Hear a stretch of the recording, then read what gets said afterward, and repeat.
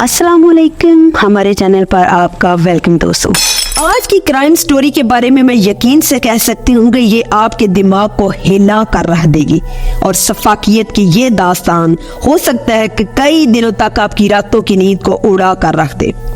Video शुरू करने से पहले व्यूअर्स डिस्क्रिप्शन उन लोगों के लिए जो डर, खौफ और खून वगैरह को हैंडल नहीं कर सकते, उनसे रिक्वेस्ट है कि वो वीडियो को यहाँ से ही छोड़कर जा सकते हैं, क्योंकि आगे इस वीडियो में बहुत कुछ डिस्टर्बिंग होने वाला है, जिससे हो सकता है कि आपका कलेजा सीना फाड़ कर बाहर आ जाए। यह कहानी जन्म लेती है शेखुपुरा के एक छोटे से गांव फेरोजपुरा में, जहां एक 15 साल नौजवान फहद अपनी बूढ़ी माँ के साथ रहता था। वही उसका वाहिद सहारा था, अगर जो उसके 2 बड़े भाई भी थे, लेकिन वो दोनों शादीशुदा होने की वजह से बमुश्किल अपने ही बीवी बच्चों का पेट पाल रहे थे, इसलिए वो उन माँ बेटे की कोई भी माली मदद नहीं करते थे। तो फहद और उसकी माँ को घर के खर्चों के लिए खुद से ही कोशिश करनी पड़ती। फहद न सिर्फ अपनी माँ बल्कि मेके में बैठी अपनी बहन और भांजी के लिए भी सारा दिन मेहनत करता, लेकिन आखिर वो कितना ही कर सकता था तो वो एक ना तजर्बाकार बच्चा ही। उसकी बूढ़ी माँ को अपने इस सबसे छोटे बच्चे से बहुत ही प्यार था। वो उसको जिस्मानी मुशक्कत के मजदूरों वाले सख्त काम करते देखती तो उसका दिल अंदर ही अंदर कुड़ता रहता। वो सोचती कि फहद तो इतना छोटा है और उसको इतना सख्त काम करना पड़ रहा है। इन्हीं तमाम सोचों की वजह से बूढ़ी माँ ने किसी रिश्तेदार के तवस्सुत से एक बैंक से 3 लाख का कर्जा लिया, ताकि वो फहद को घर में ही एक छोटी सी दुकान बना दे, जिससे उनकी जरूरियातें जिंदगी भी पूरी हो जाएंगी और फहद को ज्यादा जिस्मानी मुशक्कत भी न करनी पड़ेगी। लेकिन आगे चलकर इन्हीं पैसों की वजह से कुछ ऐसा हुआ जो आप बिल्कुल भी एक्सपेक्ट नहीं कर सकते, और आने वाला वाकया आपके दिल को दहला कर रख देगा और आप सोचने पर मजबूर हो जाओगे कि क्या वाकई कोई सिर्फ 3 लाख रुपए के लिए ये सब भी कर सकता है। उस दिन अली अपनी बीवी और बेटी को मिलने अपने ससुराल में आता है। अली जो फहद का बहनोई था, उसकी बीवी, बेटी और सास तो घर पर मौजूद नहीं होते, लेकिन घर में फहद, उसका बड़ा भाई और उसकी भाभी जरूर मौजूद होते हैं। वो अली को चाय पानी वगैरह पिलाते हैं और बातों बातों में ही अली को पता चलता है कि उसकी सास ने फहद के लिए बैंक से 3 लाख रुपए का लोन लिया है। और यहाँ से शुरू होती है जुल्म की दास्तान, जो आगे चलकर ऐसे ऐसे मोड़ लेगी कि आप शॉक्ड रह जाएंगे।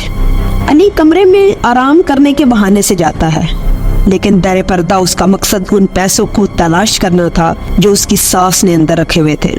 फहद और उसका भाई कुछ ज्यादा तगोदों का शिकार नहीं होते, क्योंकि वो पहले भी अक्सर आता रहता था। मामला तब बिगड़ा जब थोड़ी देर बाद फहद उसी कमरे में दाखिल होता है, ये पूछने के लिए कि भाई आपको किसी और चीज की जरूरत तो नहीं। लेकिन जो ही वो कमरे का दरवाजा खोलता है तो उसकी आंखें फटी की फटी रह जाती हैं, क्योंकि उसका बहनोई उसकी माँ के रखे हुए 3 लाख रुपए निकाल रहा था। वो अपने बहनोई की चोरी की हकीकत को तो जान गया था, लेकिन वो ये नहीं जानता था कि उसके बाद उसकी जिंदगी का दायरा उसके लिए तंग होता जाएगा। अली ने उसको फौरन अंदर बुलाया और कहा, देखो फहद, गुजरांवाला में मेरा काम अब बहुत अच्छा चल रहा है। मैं एक दुकान पर काम कर रहा हूँ और मुझे एक बहुत अच्छी तनख्वाह मिल रही है और उस दुकान पर बहुत ज्यादा काम है। हम दोनों भाई मिलकर इन पैसों से उस दुकान को खरीद लेंगे और फिर हमारे पास पैसा ही पैसा होगा।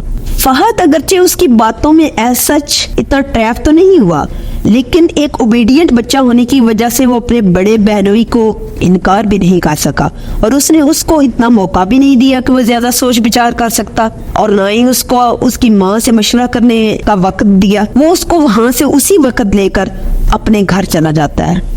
अली एक किराए के मकान में रहता था। वो वहाँ उसको ले जाकर पहले एक कमरे में बंद करता है, लेकिन जैसे ही रात का अंधेरा छाता है तो अली के अंदर का दरिंदा बाहर निकल आता है।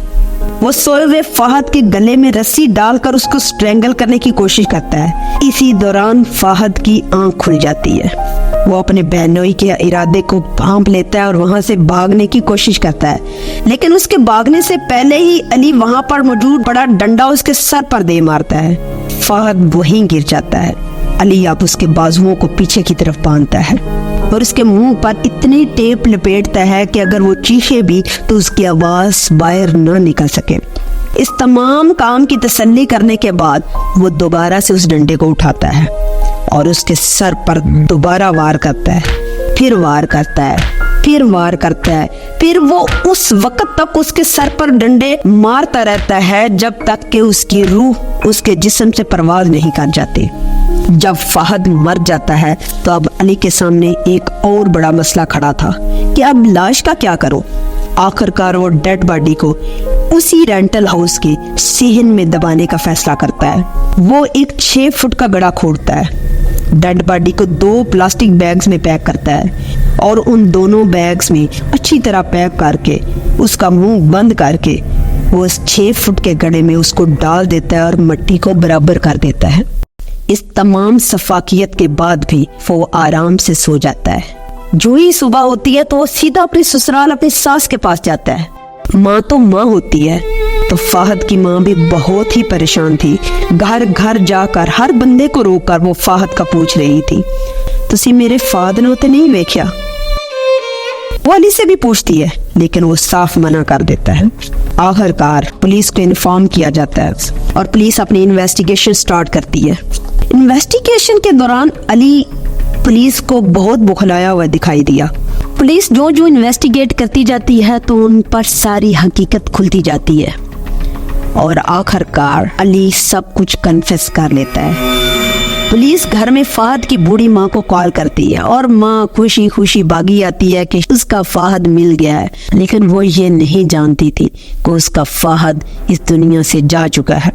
پولیس علی اور اس کی ساس کو لے کر اسی رینٹل ہاؤس میں جاتے ہیں۔ علی نشاندہی کرتا ہے اور 8 دن بعد دوبارہ اس گڑھے کو کھولتا جاتا ہے۔ وہ معصوم بچہ جس نے کبھی کسی کو کوئی تکلیف نہیں دی تھی، اس بے دردی سے مارا گیا تھا۔ باڈی کو نکالا جاتا ہے تو باڈی کی کنڈیشن بہت ہاریبل ہوتی ہے۔ پوسٹ مارٹم اور آٹوپسی رپورٹ کے مطابق فہد کو شدید تشدد کا نشانہ بنایا گیا اور اس کے بعد اس کا بے رحمی سے مرڈر کر دیا گیا۔ آخر کار باڈی کو اس حالت میں گھر والوں کے حوالے کر دیا جاتا ہے کہ نہ تو بوڑھی ماں آخری دفعہ اپنے فہد کی شکل دیکھ سکی اور نہ ہی اس کی بہن، کیونکہ باڈی کی کنڈیشن بہت ہی بری تھی۔ اس سٹوری سے ہمیں پتہ چلتا ہے کہ لالچ اور جرم کا راستہ کبھی بھی درست نہیں ہوتا۔ سچائی ہمیشہ سامنے آ کر ہی رہتی ہے اور معصوموں کا خون کبھی رائے گا نہیں جاتا۔ آخر میں آپ سب سے ریکویسٹ ہے کہ اپنے پیاروں کو اپنے بہت پاس رکھیں، اور اگر آپ ٹریو کرائم سٹوریز میں انٹرسٹڈ ہیں تو ڈو سبسکرائب مائی چینل۔